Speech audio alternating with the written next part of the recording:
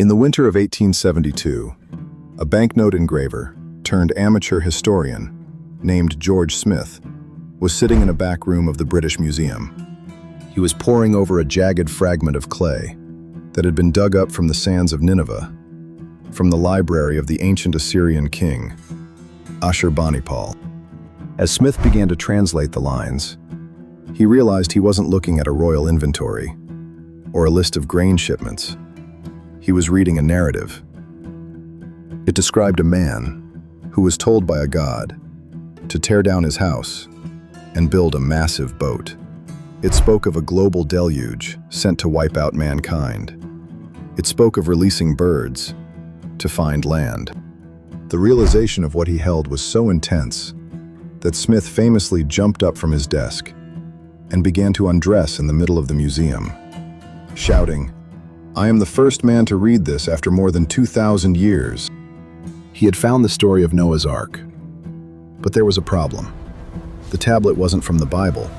It was the Epic of Gilgamesh, and it predated the writing of Genesis by centuries. Pre-Genesis, 5 biblical stories that are older than the Bible. For centuries, the Western world viewed the Bible as a standalone document, a divine revelation that dropped into history without context. But archaeology tells a different story. The ancient Israelites were latecomers to a region already dominated by massive empires, the Sumerians, the Akkadians, and the Babylonians. When the Jewish elites were exiled to Babylon in the 6th century BCE, they were immersed in a culture with a rich literary tradition of creation myths, flood epics, and legal codes. Today, on List Society, we aren't just looking for similarities.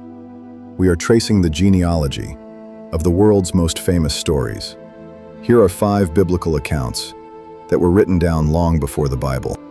We begin with the architectural ambition of humanity, the Tower of Babel.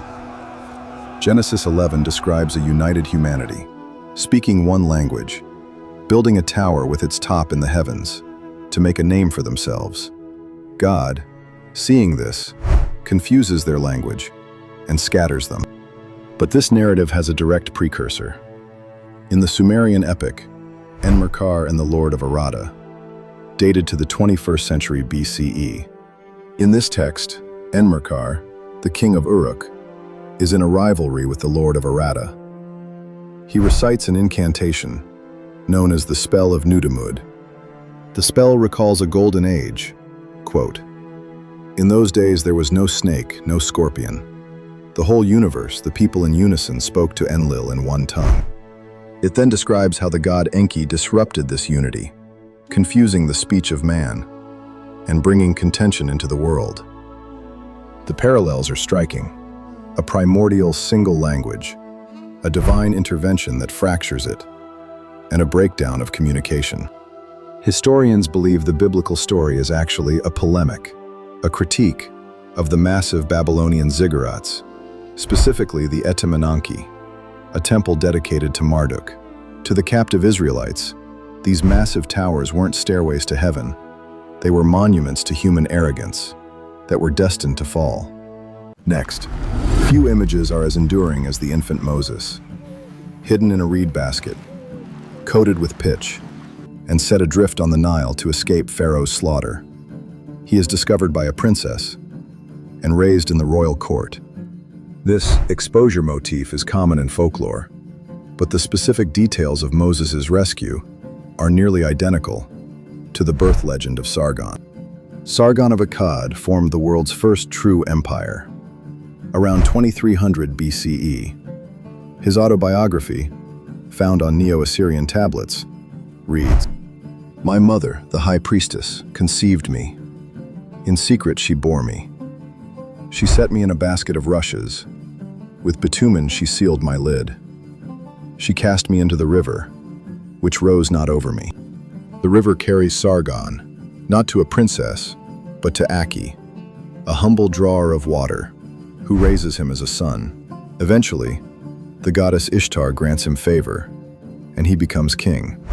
By using this specific literary template for Moses, the biblical authors were using a cultural shorthand. They were signaling to their readers that Moses was not just a refugee, He was a figure of destiny, with a backstory that rivaled the greatest kings of Mesopotamia. Uncovering the truth about the past requires digging through layers of myth and history. At List Society, we believe that understanding the source material doesn't ruin the story. It makes it richer. If you want to join us on these deep dives into history's most fascinating lists, click the subscribe button and the bell icon. Now, let's move to the problem of suffering. The Book of Job is a masterpiece of philosophy. It asks why a just God allows a righteous man to suffer. Job loses his wealth, his health, and his children. Yet he refuses to curse God. He sits in silence, while his friends insist he must have sinned to deserve such punishment. This exact thematic structure is found in a Babylonian poem called Ludlul bel Nēmeqi, written around 1700 BCE. The protagonist, Shub-Shi-Mesh-Re-Shakan, is a wealthy, high-ranking official who suddenly loses everything. He is struck with a terrible disease, his friends abandon him, and his enemies plot against him. Like Job, he cries out against the injustice of the gods, saying, "What is good in one's own eyes is an offense to the gods. Who can understand the counsel of the gods in the midst of heaven?" The conclusion of both stories is the same. The deity, Marduk in the Babylonian text, Yahweh in the Bible, intervenes to restore the sufferer's health and status. The biblical Job is a unique theological refinement, but the literary framework of the righteous sufferer was a well-established genre in the wisdom literature of the East. In the beginning, there was chaos. The most famous creation story in the ancient world was the Enuma Elish, the Babylonian epic recited during the New Year festival.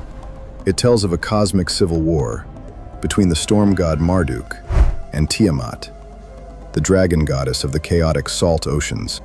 To create the world, Marduk slays Tiamat and splits her carcass in two.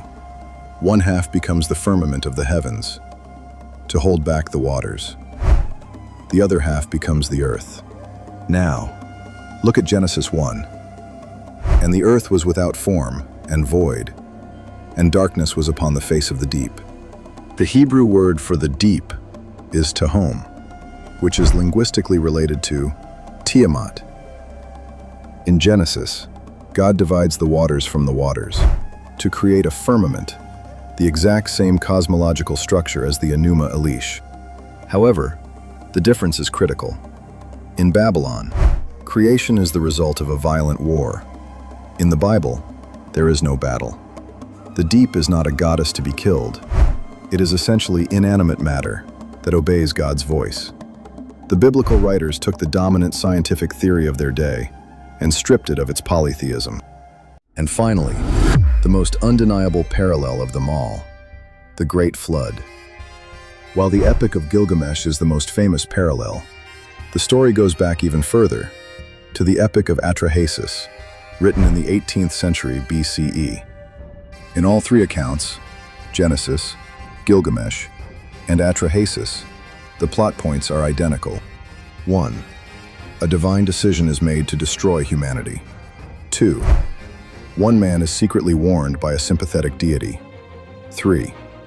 He is given specific dimensions to build a boat and seal it with pitch. 4. He loads it with the seed of all living things. The ending sequence in Gilgamesh is startlingly close to Genesis. Utnapishtim releases a dove, which returns. Then a swallow, which returns. Then a raven, which does not return. Upon landing on a mountain, Utnapishtim offers a sacrifice. The text says, "The gods smelled the savor. The gods smelled the sweet savor." Genesis 8:21 mirrors this almost word for word. The Lord smelled the soothing aroma. The connection is irrefutable. The Hebrews likely absorbed this cultural memory during the Babylonian exile, but they transformed it. They changed the reason for the flood, from the pettiness of annoyed gods to a question of moral judgment, turning a pagan myth into a monotheistic lesson. When we look at these ancient texts, we don't see plagiarism in the modern sense. we see a conversation. The biblical authors were living in a world dominated by Mesopotamian culture. They didn't ignore these stories. They engaged with them. They took the viral narratives of the ancient world, the stories everyone knew, and rewrote them to reflect their own identity and their own God. These parallels connect the Bible to the wider family of human history, showing that our oldest stories are even older than we dared to imagine. I'm your host for List Society. Which of these parallels surprised you the most? Let us know in the comments below, and we'll see you in the next video.